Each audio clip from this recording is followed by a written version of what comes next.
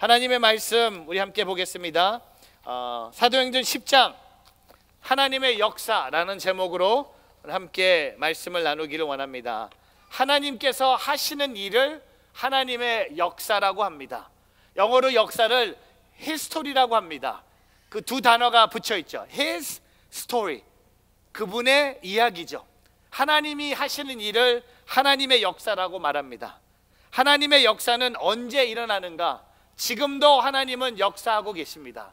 오늘 저는 이 사도행전 10장 9절부터 23절 말씀을 통해 하나님의 역사를 보기를 원합니다. 오늘 말씀의 주제는요, 하나님께서 주도하시는 일에 우리가 쓰임받도록 초청하신다는 겁니다. 여러분, 오늘 하나님의 사랑이 크고 높고 아름답다고 말할 수 있는 것은 하나님은 혼자서 하나님의 역사를 끌고 갈 수 있는 분이에요. 혼자서 다 할 수 있는 분인데 저와 여러분을 하나님 역사의 현장에 부르셨어요. 필요해서가 아니라 저와 여러분을 쓰실 수 있도록 사용할 수 있는 그 하나님의 마음이 오늘 사도행전 10장을 통해 전달되고 있다는 겁니다. 오늘 말씀을 통해 하나님의 역사를 우리가 세 가지 측면으로 바라보기를 원합니다. 첫 번째, 하나님의 역사는요, 기도하는 사람을 통해서 일어난다는 겁니다. 여러분, 하나님의 역사, 히스토리라고 말하는데 하나님의 역사와 기도는요, 동전의 양면이라고 생각하시면 돼요.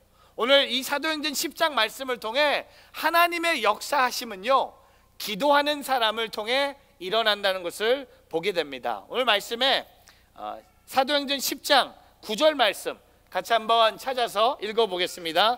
같이 있습니다. 이튿날 낮 12시쯤 그들이 여행을 계속하다가 욥바에 가까이 왔을 때쯤 베드로는 지붕에 올라가 기도하려는 참이었습니다. 여러분, 여기 나타나는 그들은 고넬료의 하인인들입니다.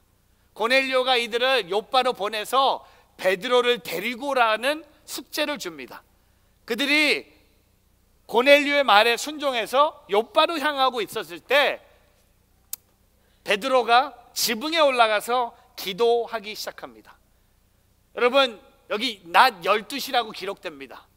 유대인들은 하루에 3번씩 기도합니다. 아침 9시, 낮 12시, 오후 3시에 기도합니다. 오늘 베드로는 낮 12시에 기도하기 위해서 지붕에 올라갑니다. 근데 여러분이 생각하는 그런 집의 구도가 아니에요. 우리가 생각하는 막 지붕, 여러분 지붕하면 그냥 올라갈 수 없잖아요. 자, 진짜 기도하기 위해서 막 사다리를 타고 막 지붕에 올라갔다고 하는데 아니에요. 그 당시 집들은요, 지붕에 올라가는데 계단이 있어요. 그냥 계단으로 올라가면 지붕이 그냥 플랫해요. 그게 지붕이에요. 그렇기 때문에 너무 여러분 이렇게 오버하지 않기를 바랍니다. 베드로가 하루에 3번씩 막 사다리를 올리면서 막 그 위험함을 느끼면서 지붕에 올라가서 주여 주여 이게 아니라 그냥 편안하게 올라간 거예요. 12시에 올라가서 기도합니다. 그럼 기도하는 그 타이밍에 하나님이 역사하세요. 참 말할 수 없는, 지난주 말씀도 똑같아요. 사도행전 10장 3절에 보면 고넬리오도 오후 3시예요. 오후 3시는 유대인들이 기도하는 마지막 시간이에요. 근데 고넬리오는 유대인이 아니었는데도, 이방인이었는데도 유대인들을 통해 하나님에 대해서 알게 됐고 유대인들이 기도하는 모습을 보고 본인도 기도하기 시작한 거예요. 고넬리오도 기도할 때 환상을 봤어요. 그리고 오늘 말씀으로 돌아오면 베드로도 기도하는 그 자리에 하나님이 말씀하세요. 하나님의 역사는 기도하는 사람을 통해 이루어진다는 겁니다. 오늘 말씀에 사도행전 10장 10절 말씀 보세요. 그가 배가 고파. 여러분, 저도 이 말씀 묵상하면서 저도 오케이, 나도 똑같아. 여러분, 12시 되기 전에 배고픈 분들 계시죠?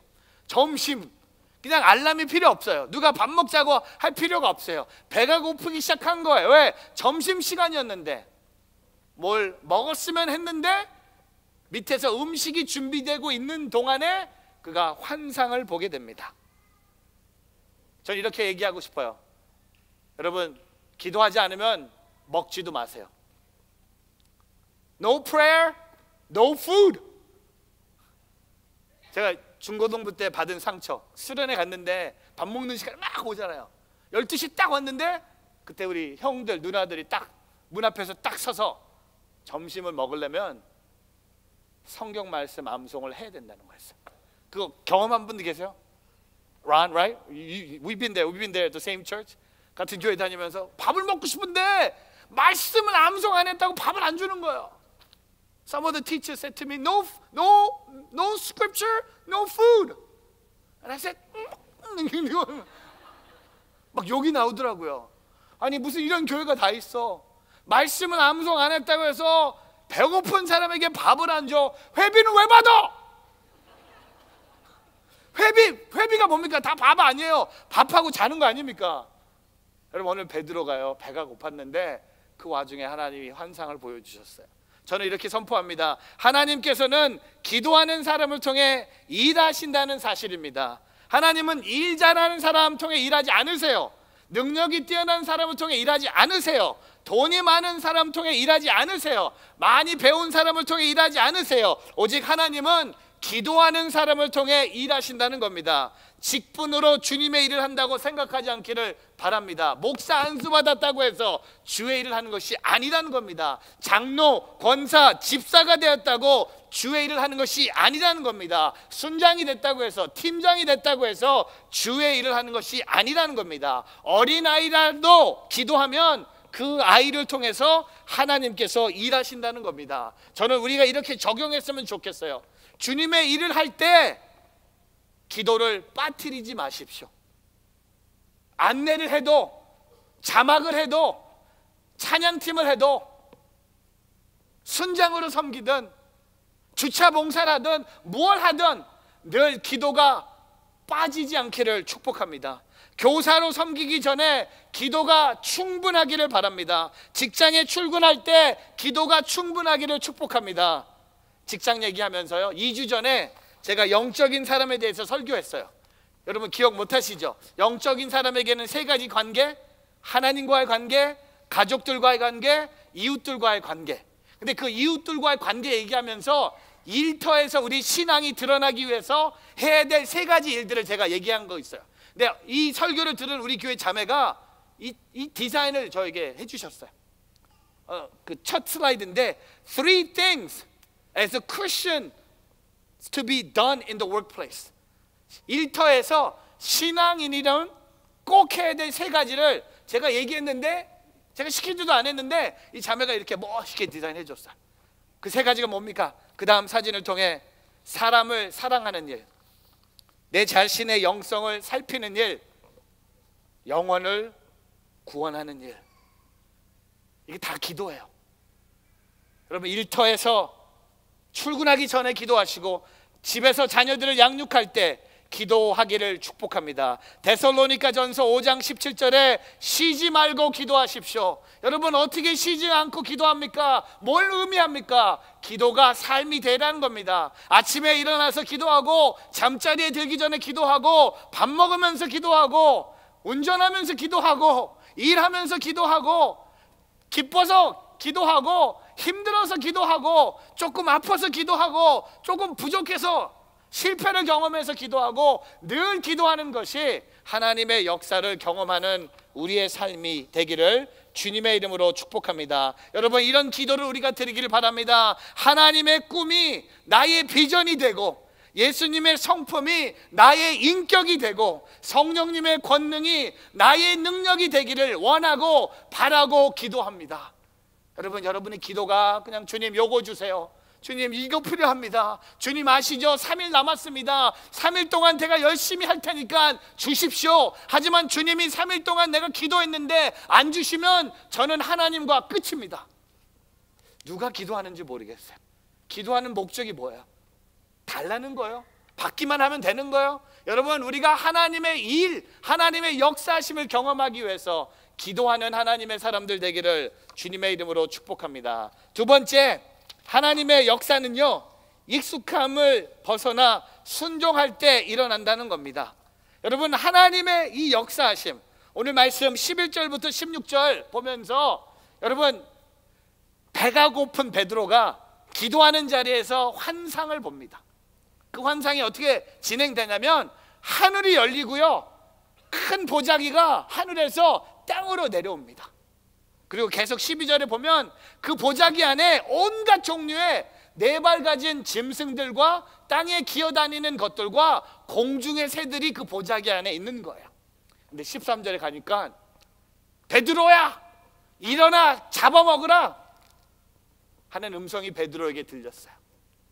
영어로 Get up, Peter, kill and eat. 한국말은 약간 PG-13이면 영어는 rated R. 영어는 진짜 죽여서 먹으라고 하는데 한국말은 뭡니까? 잡아먹으라는 거야. 근데 한국 사람은 뭐 먹는데 뭘 죽인가? 이게 포함됐는지 모르겠어요. 언어적인 뭐가 있는 것 같은데 일어나 잡아먹으라는 거였어요. 그렇게 14절에 베드로가 말도 안 됩니다. 주님, 저는 불결하고 더러운 음식을 먹어본 적이 없습니다. 여러분, 왜 베드로가 이렇게 대답했을까요? 베드로는요, 태어날 때부터 유대교 율법에 따라서 거룩하지 않는 짐승들을 먹지 않았기 때문입니다.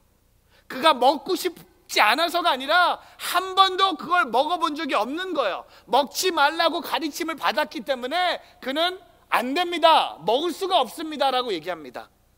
근데 15절에 하나님께서 깨끗하게 하신 것을 불결하다고 하지 말라는 음성이 두 번째로 들려옵니다. 그리고 16절에 이것이 세 번씩 일어나더니 그 보자기가 다시 하늘로 올라갑니다. 여러분, 평생 그렇게 살아온 베드로가 오늘 하나님의 명령이 뭡니까? 이 짐승들을 잡아 먹으라는 거야. 부정한 짐승들이지만 하나님의 명령이 있었다는 겁니다. 여러분, 익숙함은 그런 거예요. 익숙함은 우리에게 편안함도 줄 수 있지만 우리를 망가뜨리는 것이 익숙함이 될 수 있다는 겁니다. 익숙함을 사랑하게 되면 하나님의 명령이 있어도 그 익숙함을 벗어버리지 못하는 일들이 종종 일어난다는 겁니다. 제가 기억나는 것은요, 제가 익숙함에 빠져서 실수한 적이 좀 많이 있어요. 그 중에 하나가 제가 옛날에 인투하고 뉴저지 온누리교회 섬길 때 주일날 아침에 일어나서 먼저 조지 워싱턴 다리를 건너서 인투에서 설교하고 다시 뉴저지 온누리교회 와서 설교한 적이 있는데 이게 너무 익숙해진 거예요. 어느 정도냐면 제가 이제 인투를 내려놓고 이제 뉴저지만 섬길 그 첫 주일이었는데 제가 운전하고 교회를 오는데 제가 정신을 차려보니까 제가 벌써 조지 워싱턴 다리를 건너고 있는 거야. 벌써 폴리를 지나온 거예요. 이게 익숙한 거예요. 제가 매일 했던 그 습관이 그냥 아무 생각 없이 반복되는 거예요. 비싼 15불 톨비 내고 175가로 빠져서 유턴해 갖고 다시 폴리로 온 적이 있습니다. 익숙한 거 실수 많이 해요. 이번 주에 저희 아내랑 같이 장례식에 참석을 했습니다. 장례식 끝나고 아내랑 같이 이제 차를 타기 위해서 주차장으로 왔는데 제가 이제 양복 웃도리를 벗고 차에 이제 타려고 준비하는데 우리 아내가 안 보여요. 분명히 저랑 같이 나왔는데 이상하다. 저는 우리 아내가 너무 이쁘니까 누가 납치해 있는 줄 알고 막 어디 갔지? 그렇게 안 이쁜데 데려가도 되는데 뭔가 그런 얘기하는데 안 보이는 거야. 아내가 안 보이는 거예요. 분명히 주차장까지 왔고 차 앞까지 왔는데 안 보이는 거예요. 근데 제가 오른쪽으로 탁 돌아보니까 제 차에서 한 3개 떨어진 똑같은 차에 앞좌석에 저희 아내가 들어서 앉아 있는 거야. 나는 보고 뭐야? 남의 차에 들어가서 앉아 있는 거예요. 차가 똑같아서 한다 파일럿이었어요. 근데 제 차는 검정색이었는데 그 차는 약간 버건디였는데 저녁이니까 색깔이 비슷했어요. 근데 너무 놀란 것은 아내가 저 차에 타고 있는 거예요. 도대체 제가 빨리 오라고 그리고 제 차에 탔는데 빵 터진 거예요, 서로. 그래서 아니 나랑 살고 싶지 않으면 말하라고, 그런 사인 주지 말라고, 말을 하라고. 근데 여러분, 이 아내는 아무 생각 없이 남의 차에 문 열고 들어가서 거기 앉아 있었어요. 놀라운 건 그 차가 문이 열려 있었다는 거죠. 완전히 목사와 사모 자동차 훔치다가 교회 주차장에서 걸릴 뻔했어. 앵그우드 경찰서에 갈 뻔했어요. 왜? 익숙하기 때문에. 그냥 편안한, 여러분, 익숙한 것이 어쩔 때는 하나님의 명령을 순종하는데 걸음돌이 될 수 있다는 거죠. 저는 교회 안의 전통과 관습도 마찬가지예요. 하나님의 명령 말씀보다, 복음을 전파하는 일보다 사람이 세운 전통과 관습이 앞설 때 때때로 그것들은 복음의 진보를 가로막는 견고한 장벽이 될 수 있다고 생각해요. 우리 이렇게 온누리교회 오신 분들, 처음에 오셨을 때 힘들어하신 분들이 많이 계세요. 제가 지난번 우리 새가족 만남의 잔치 하는데 70이 넘으신 장로님이 간증을 하셨어요. 딸 따라서 온누리교회 왔는데 첫 예배가 너무 힘들었다는 거예요. 내가 평생 드렸던 예배에 완전히 반대로 예배를 여기서 드리고 있었어요.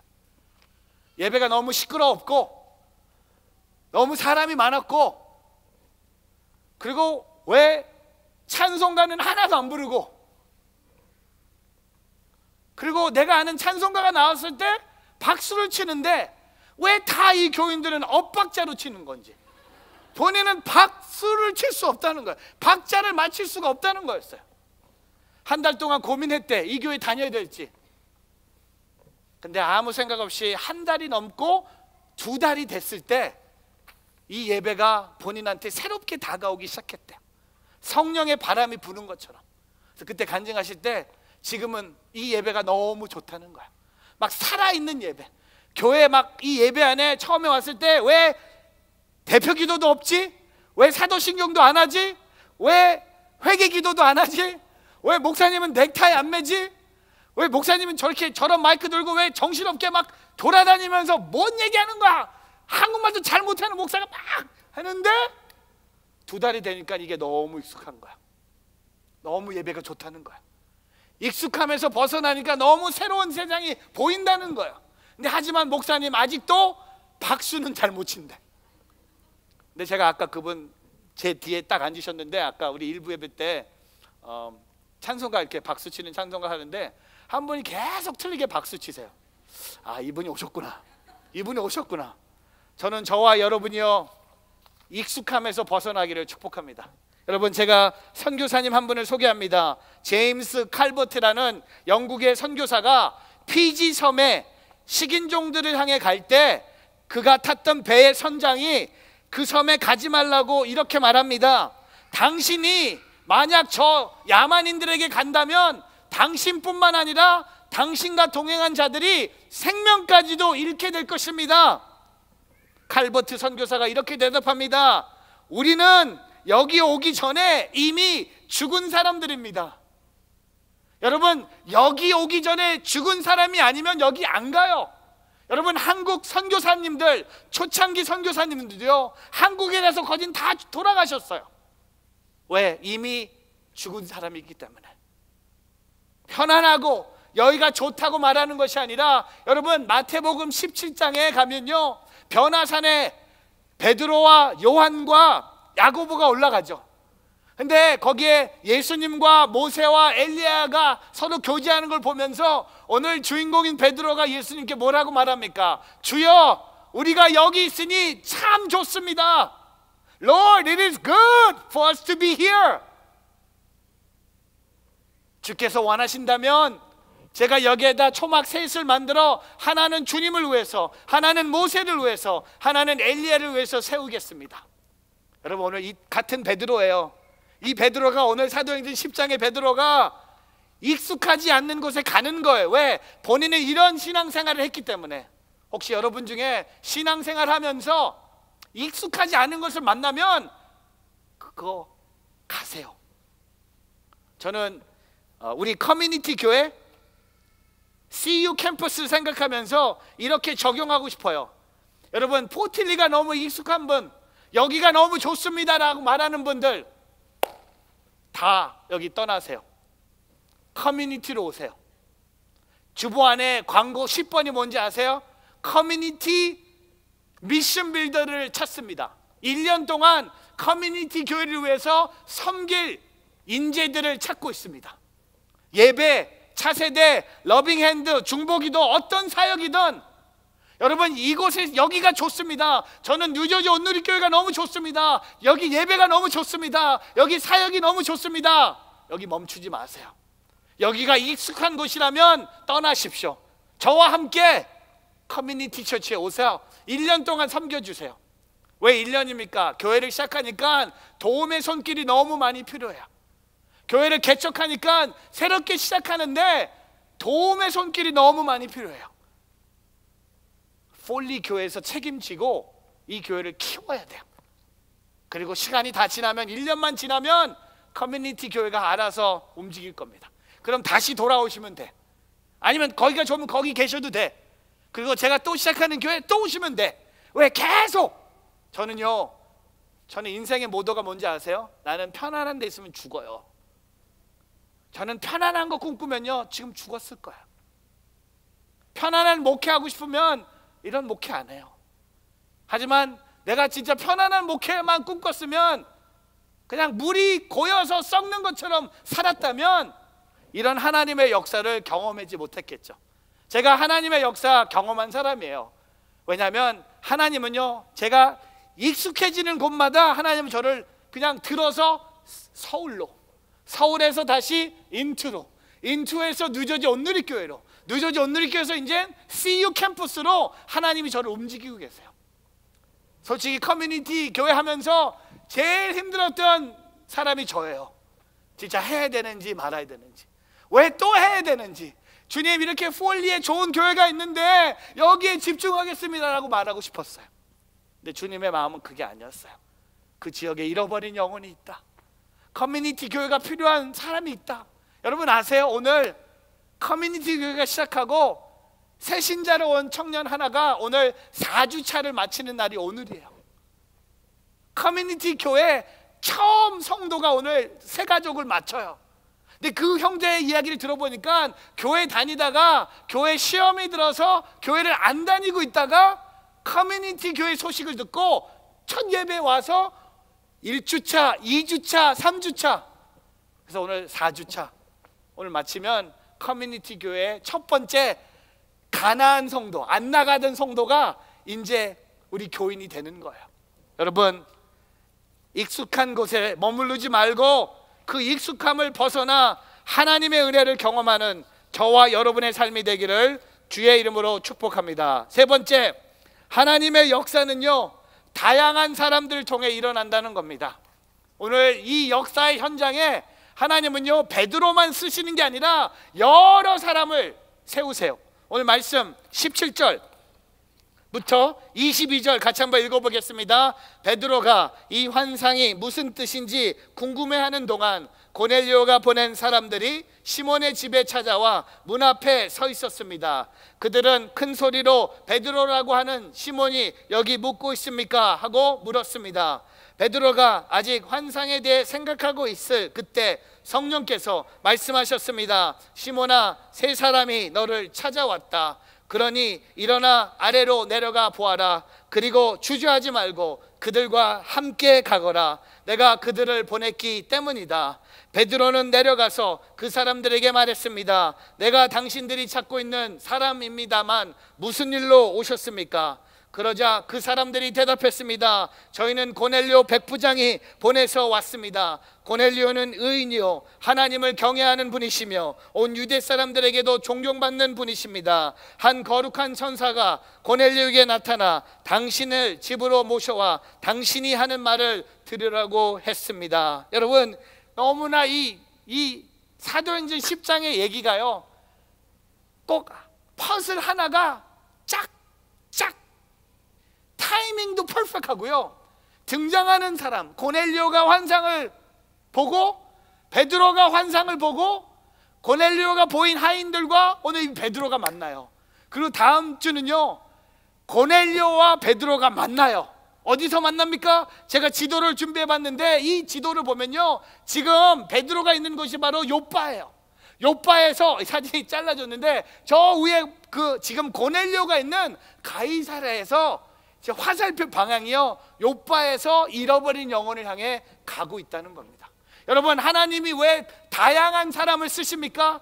아직도 하나님의 관심은요 잃어버린 영혼이라는 겁니다. 하나님의 복음의 놀라운 역사는 한 사람만을 사용하는 것이 아니라 여러 사람을 사용합니다. 오늘 보세요. 사도행전 10장 23절에 그 장면을 우리에게 보여주지 않습니까? 그러자 베드로는 그 사람들을 맞아들여 그 집에 묵게 했습니다. 다음날 베드로는 그들과 함께 길을 떠났습니다. 요빠에서 온 형제들 몇 사람도 동행하게 됐습니다. 여러분, 오늘 베드로와 고넬료의 하인들과 또한 요빠에서 베드로의 형제들 몇 사람이 같이 하나님의 복음을 전하기 위해서, 잃어버린 영혼을 위해서 찾아가고 있는 환경을 보게 됩니다. 저는 저와 여러분이 이렇게 적용했으면 좋겠습니다. 교회는요, 다양한 사람들이 있어야 돼요. 교회는요, 여러분하고 똑같은 사람만 있으면 안 돼요. 어떤 분은 교회 와서 이런 얘기해요. 오늘 교회 왔는데 저랑 안 맞는 것 같아요. 왜요? 너무 사람들이 젊어요. 그래서요? 저랑 코드가 안 맞을 것 같아. 그래서 제가 코드요? 무슨 코드요? 우리 다 110V 코드 똑같은데 무슨 코드를 말하시는 건지 제가 설명을 드리자면, 하나님의 교회는요, 태어날 때부터 죽는 그 시점까지 나이 상관없이 모든 사람이 다닐 수 있는 교회예요. 그게 교회예요. 여러분, 폴리에 있는 고깃집 테이스트 1080, 왜 이름이 1080인지 아세요? 10대부터 80대 오라는 식당의 코드예요. 제가 주인한테 물어봤어요. 아니 그러면 10살 안 되는 애들은 못 먹고, 그럼 내가 90이 되면 아웃이네. 여러분, 교회는요, 저희 교회 이름 새로 생겨봤어요. Church Birth to Death. 교회는요, 태어날 때부터 죽는 그날까지 나이 상관없이, 학벌 상관없이, 어떤 직장을 섬기든 어떤 과거가 있든 모든 사람들이 함께 모여서 하나님을 찬양하는 것이 바로 교회라는 겁니다. 성인이 필요한 것이 교회입니다. 차세대도 필요합니다. 대청도 필요합니다. 샤인도 필요합니다. 홀리 임팩트도 필요합니다. 영어 예배도 필요합니다. 여러분, 교회가 다음 세대를 준비하기 위해서 오늘 그 다양한 사람들 우리가 품고 나가기를 축복합니다. 이런 글이 있어요. 사진을 통해 내가 이전에 어떤 잘못을 했던, 어떤 잘못된 길을 갔던, 어떤 과오를 남겼던 그것이 하나님을 알아가는 길에서 짐이나 부담이 되지 않기를 바란다. 그와는 상관없이 계속해서 앞으로 나아가길 바란다. 사람을 구하고자 하는 하나님의 마음은 언제나 변하지 않는다. 이는 하나님의 본질에서 가장 귀한 것이다. 여러분, 하나님의 마음은요, 잃어버린 영혼을 구원하는 거예요. 그 일에 하나님은 다양한 사람들을 쓰신다는 거예요. 저는요, 우리 뉴저지 온누리교회 15년, 30년 비전을 보면요, 우리는 지금부터 준비해야 돼요. 저는 우리 예배가 너무나 많이 한국어 중심으로 예배를 드리고 있어요. 우리는 바꿔야 돼요. 시간이 흐르면서 더 영어 예배로 바꿔야 돼요. 제가 꿈꾸는 예배 중에 하나가, 시간이 없어서 근데 콩글리시 예배, Korean and English. 여러분, 2번 제 조크에 웃으실 거야. 한국말도 웃고, 아니 2번 안 웃나? 하여튼 중요하지 않는데, 왜냐하면 여러분, 우리 다음 세대들은요 한국말 못해요. 그럼 계속 여기서 한국말로 예배를 드려서 니는 한국 학교 가야 돼. 아니요. 그들의 언어로 하나님을 만나게 하는 게 더 중요한 거지, 우리가 편하기 위해서 그들에게 한국말 배워, 우리 자녀들에게 한국말 배워서 한국 교회 다녀야 돼. 아닙니다. 우리 교회가 글로벌 처치가 돼야 돼요. 인터내셔널 처치가 돼야 돼요. 다양한 사람들이 모여야 돼요. 색깔이 다 달라야 돼요. 파란색, 노란색, 빨간색, 분홍색, 초록색. 제가 여러분 좋아하는 색깔 얘기 안 했다고 상처 안 받기를 바랍니다. 왜? 잃어버린 영혼을 구원한다면 그것이 바로 하나님의 마음이겠죠. 결론을 내립니다. 결론은 알버트 아인슈타인의 얘기를 갖고 결론을 내리고 싶어요. 진짜 이 사진을 보면 아인슈타인이 대단한 사람이었다. 어제와 똑같이 살면서 다른 미래를 기대하는 것은 정신병 초기 증세다. 교회도 마찬가지예요. 어제와 똑같은 교회 안 돼요. 변해야 돼요. 체인지가 필요한 거면 바꿔야 돼요. 예수님 빼놓고 다 바꿀 수 있는 게 교회입니다. 마크 체라는 목사도 바꿀 수 있는 거예요. 하지만 예수님만은 바꿀 수 없는 거예요. 여기가 좋습니다? 안 돼요. 어제하고 똑같은, 그냥 우리 교회는 작년하고 똑같았으면 좋겠어요. 그냥 메인테넌스 했으면 좋겠어요. We just want to break even. No! 하나님의 교회는 부흥해야 돼요. 하나님의 교회는 생존이 목표가 아니라 하나님의 교회는 부흥이라는 겁니다. 그 부흥은 어떻게 옵니까? 하나님의 새로운 역사의 바람이 불 때. 여러분, 어제와 똑같이 살기 원해요? 그럼 미래, 여러분 2019년이 2020년하고 똑같기를 원해요? 여러분 초기, 다행히 초기예요. 근데 오래됐죠? 초기 아니에요. 갔어. 근데 그 다음 사진, 우리 이렇게 살아야 돼요. 짐 엘리엇 선교하다 순교한 분의 노트북에서 발견된 책입니다.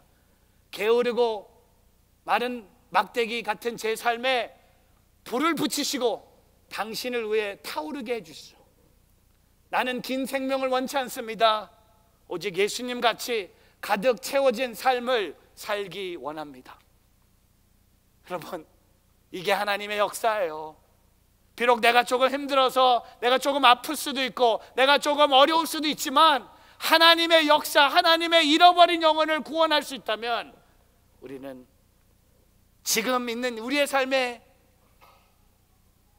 만족하지 않고 하나님의 더 큰 역사하심을 바라보며 달려나가는 오늘 저와 여러분의 삶이 되기를 주님의 이름으로 축복합니다. 오늘도 하나님 역사하고 계세요. 오늘도 하나님 일하고 계세요. 하나님은 주무시지 않는 분이고, 하나님은 낮잠도 안 잠으시고 오늘 저와 여러분을 두고 일하고 계십니다. 그 하나님의 역사하심을 통해 우리의 삶이 새로워지고 기도하는 자리로, 순종하는 자리로, 또한 하나님의 나라의 복음 전하는 일에 쓰임받는 저와 여러분의 삶이 되기를 주님의 이름으로 축복합니다. 기도하겠습니다.